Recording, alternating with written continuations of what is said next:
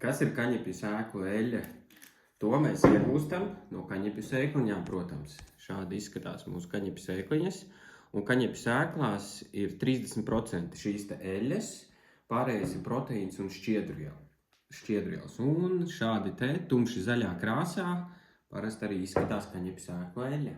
Kaņepju sēklu eļļas vērtīgās īpašības ir omega 3 un 6, kas ir šajā eļļā labi daudz.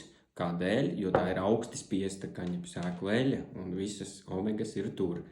Tātad tas ir vērtīgi jūsu sirdsdarbībai, viennozīmīgi. Tātad, kā mēs lietojam kaņepju sēklu eļļu? Katru rītu mēs pamostamies, paņemam karotīti un apēdam. Šis ir visvienkāršākais, kā to visu darīt. Tātad nāk klāt pusdienu laiks, mēs pagatavojam salātus un varam pievienot kaņepju sēklu eļļu tiem. Un tas piešķirst viegli